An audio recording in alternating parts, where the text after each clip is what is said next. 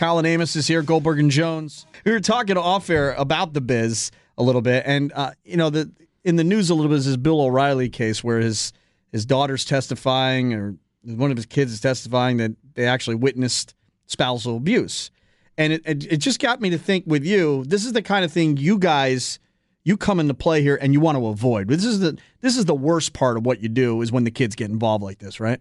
Absolutely. Well, they're involved all the time. Right. I mean, it's abuse. They see it. I mean, they're in the house and they're seeing arguments, whether it be physical and or verbal. So they're a part of this trauma on a regular basis. And I think the court wants to avoid including the kids in these decisions and getting them in the middle. Certainly, we try as attorneys to avoid that.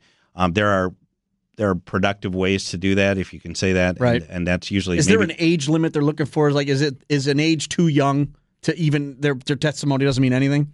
Yeah, and they generally they wouldn't have the kids testify. This is a bit unusual. So they usually get a guardian ad litem, attorney appointed on behalf of the child that can voice the issues and the concerns of the child and the wishes of the child. There's custody evaluators in Oregon, which is very good, so that the evaluator can talk to everybody, include the child, come back with a report to the court. So that, again, we're trying to insulate the innocence. And if it's getting to that point, usually this is probably a pretty bitter divorce.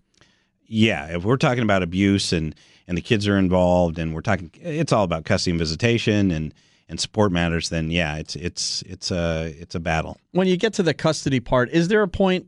Does this even happen anymore, or did it ever happen? Maybe just on TV. Is like when the kids decide where they want to go. Does that happen? I get that call all the time.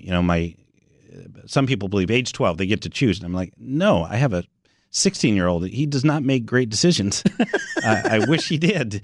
But they're going to go to the parent that's usually probably a little more lenient too, that's right? That's exactly the idea. So they can have input. That's why we have these guardian ad litems, but they don't get to decide. And usually the court, we can figure this out without their input, and most times we do.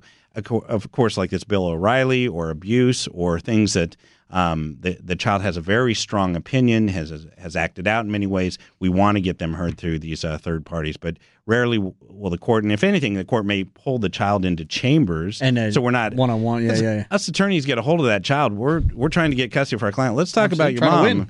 Let's hear what she did. And deer in the headlights. It's not good for the child. It's not good for the system. Good stuff as usual. Goldberg Jones, check it out if you have to. Even if you don't think you have to, just check it out. Better safe than sorry. And you don't save marriages, you save lives, right? That's exactly what you're in right. the business of doing.